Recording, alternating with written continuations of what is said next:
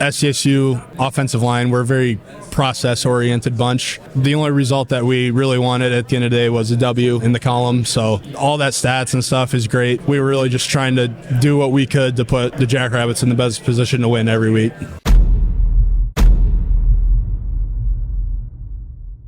South Dakota State's finest here. We're doing our first combo interview ever because we have two offensive linemen who played literally right next to each other at one of the best college programs in the entire country. We've got Mason McCormick, Garrett Greenfield. How you guys doing? Doing really well. Excited to be here. Doing awesome. Appreciate you guys having us on. So the reason why we wanted to interview you guys together is to talk about the communication that goes into playing offensive line, because it's not just about living out on an island and, you know, handling your one-on-ones and everything like that, because most of football, or rather most of offensive line play, is working together on combos, picking up stunts together, everything like that. I was wondering if you could talk about the communication process that you guys went through to establish the type of bond that you have on the field. Well, I think it all starts, we came in together 6 years ago. So just being able to grow with each other, have so many very similar experiences, and go through a lot of the same things, I think that's helped us just grow our relationship and be able to know and be able to count on each other week in and week out. Yeah, I mean, that's the key to O-line play, is being able to, you know, talk to each other and communicate well, and kind of, you know, hopefully you get to a point eventually where you kind of know what the other guy is going to do without communicating. And I feel like we did reach that level just because we had been together for so long, played so many games together, took so many snaps together, like through practice, spring ball, you know, everything like that.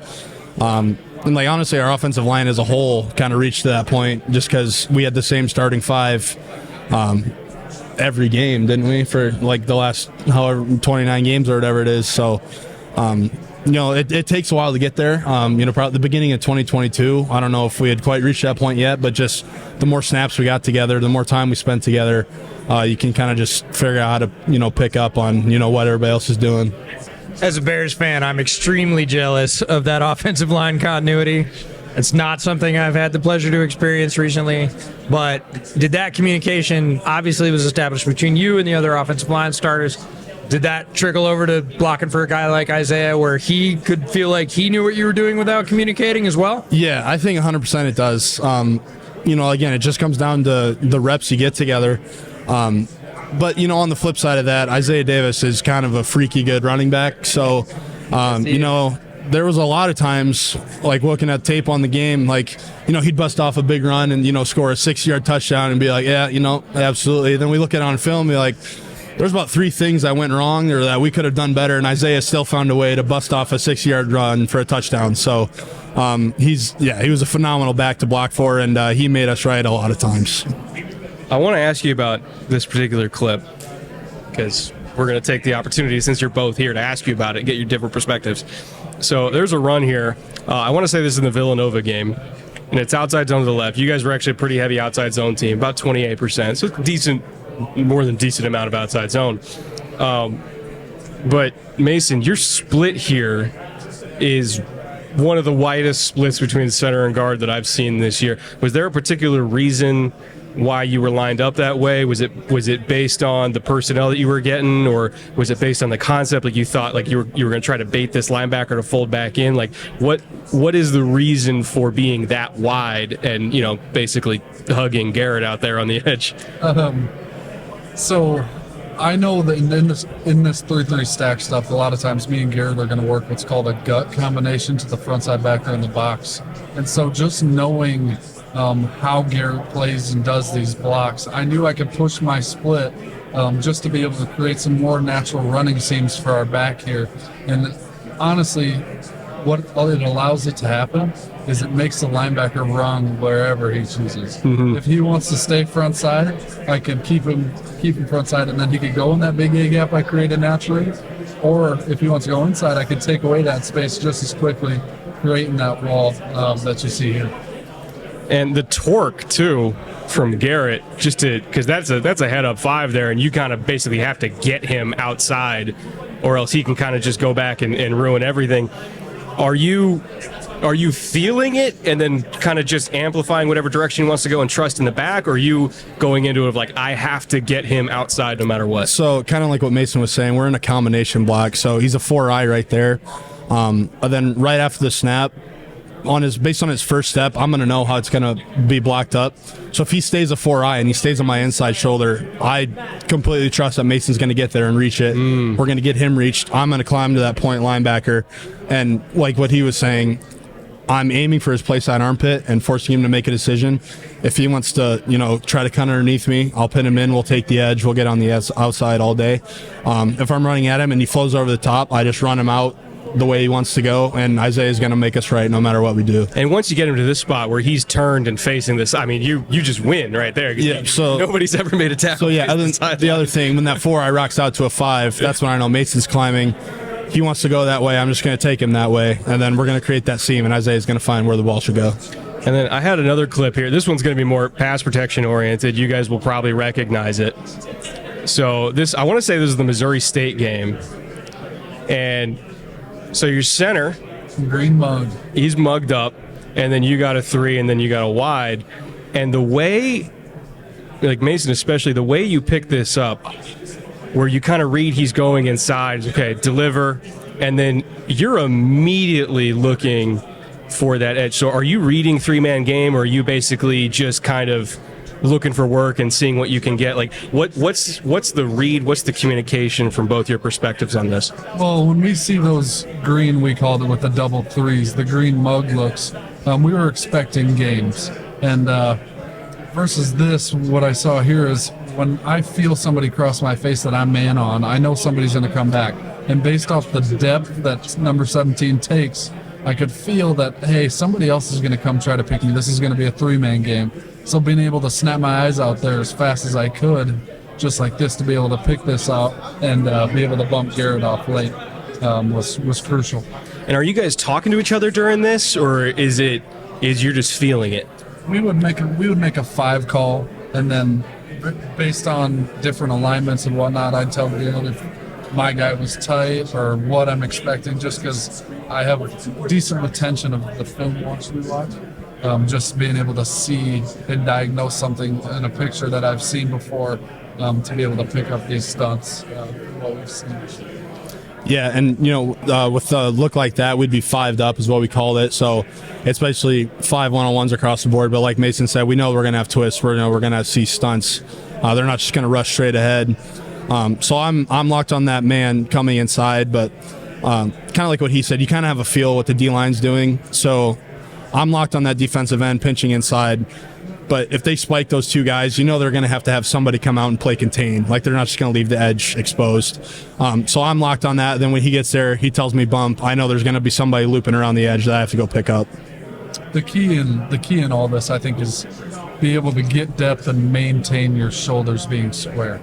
The second that you start turning, and I turn even a little bit in this clip, but the more square that you can stay on these, the better it is to be able to change direction and to be able to pick up these different things. Yeah, you don't have to reverse your momentum. Whereas if you turn farther inside to pass that guy to the center, you've got to basically reverse that, right? Yeah. To get back outside. So I like that idea of like conservation of momentum. The thing that strikes me about that clip is like how smoothly it occurs. It's 1 to 2 to 3. It's like watching water fall down a rock. It's just like nope, farther outside, momentum with no break. Like there's at no point was anybody a threat on that side. Everybody was handled, and it was like incredibly orderly. And if there's anything that's super chaotic, it's defensive and offensive line play. But the smoothness, you could tell that's so much time spent together, and that not only physical communication of okay, we're on the same guy, and then verbal communication, bump, he's yours, I'm going to stand up in the hole. But that's what it takes.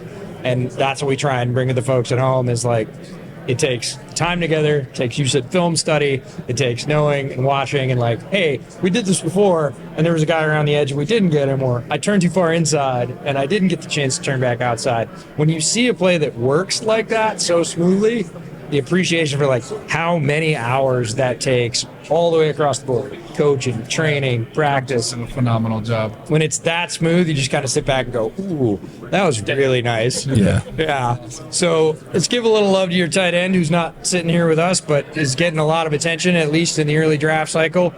Talk about 87's ability to turn guys, because there's a lot of times he needs zero help, and he does your jobs. Yeah, we like to think of him as a glorified tackle on our team. He looks that way on film. Yeah. But the craziest part about it is I would argue that he has the best hands on the team. I mean, he can catch anything. Oh, we're gonna talk to the brothers tomorrow. They might want to hear about that. The twins can do a whole lot of different stuff that Hines probably can't do. But Hines has got some pretty nice hands, and they might say that too. So Something I want to ask both of you is to be a scout for each other, because I have my own answer for what each of your best traits are, but I want your answers for what each of your best traits are. well, I can go first. Garrett's is definitely his smoothness out of his pass set, to see that explosive first pass set, to be able to get into a consistent position and maintain the leverage he needs. It almost looks effortless. His is easy answer as well. His is the mentality and the execution that I'm going to whoop you on this play, and I'm going to, just absolutely throw you wherever the field I want to, and wherever I want you to go, that's where I'm going to put you. Just how he mauls people in the run game, and his smoothness and pass protection and just locking people down, that's definitely his biggest strength. Well, both of your pressure allowed percentages are just insane. Like, for a tackle that, again, does have to go up against edges on an island often when you're not dealing with stunts, to have a pressure allowed percentage of 2.8% is absurd. And you only allowed 3 pressures the entire year yourself at a pressure allowed percentage of 0.8%, which I think there was 3 guards in the entire NFL that did that this year, and you guys had a lot of pass blocking reps because you played so many games. It's rare to see at any level of football 2 players that dominant right next to each other. At what point were you guys aware that you were the best duo on the left side statistically in the entire nation? I'll be honest with you, we really don't look at stats. I wouldn't have even known that until you just told us that, and that's the 100% truth. SCSU offensive line, we're a very process-oriented bunch. The only result that we really wanted at the end of the day was a W in the column. So all that stats and stuff is great, but that's something we were completely unaware of, and we were really just trying to do what we could to put the Jackrabbits in the best position to win every week. Well, you did a tremendous job of that. One of our favorite questions to ask, because you guys are the best scouts that we talk to. You're with people every day in practice. So who's going to be sitting in those chairs that we need to know about next year? Well, Mark Gronowski is our quarterback. He's like 6'3", 230. He's very, very good athlete for his size. He's going to be a guy. Amar Johnson, our running back, he'll probably be coming out soon. He's very, very good as well. And we got a ton of young guys on our O-line that are looking to step up, that have some really, really big promise as well. Gus Miller won the Remington Award this year, best center in FCS. He's a really good athlete. He's really good with his technique, and seeing some of those blocks that he makes, I'm really happy for him, because I saw him when he first came in here, and just seeing the growth that he's had as a from the walk-on that he was from Brookings High School to being in the Remington winner at South Dakota State, starting center. It's been so fun to watch. He's definitely earned it. He shows up on film. Yeah. Watching you two guys, this is something that happens to every scout every year. Is you're watching the guy, you're watching the number, you're looking for the jersey. Regardless, there's somebody else. You're like, who's that guy? What in the world was that? And the center, we were talking about some of the reach blocks before we started, that you guys look like, oh yeah, on the field, that's completely normal. We expect him to get that. And I'm like, I watch a lot of tape. That's not completely normal. Not a lot of guys get that block. So I'm glad you brought his name up. I have one more question for you guys, because you're offensive linemen, so we couldn't let you go before asking this. It's camp. We're practicing. It's hot. You got to put calories in your body by any means necessary. You got to maintain weight. I think you're listed at 320. I think you're listed at a very healthy, svelte 315. You got to maintain that. What's your go-to meal? Dog days of summer. We got to keep that weight up. We're probably both going to say the same thing, I would guess, but I'm a big ribeye and some really cheesy, crispy hash browns. Let's go. That's Loaded with butter, cheese. Yeah. cheese. Everything that's bad for you. Yeah. Try to put more of it on there. Yeah, it's a business expense for you guys. Yeah, right. Yeah, absolutely. That's awesome. We're happy to be able to interview you guys together, talk ball, kind of get your perspectives on how you work together. We really do hope you play together in the NFL too, because it just helps you hit the ground running. And we'll see. Both of you are going to go pretty high in a very loaded offensive line class, but we thank you for coming by. Thank you. Thanks for having us on. Appreciate it, guys.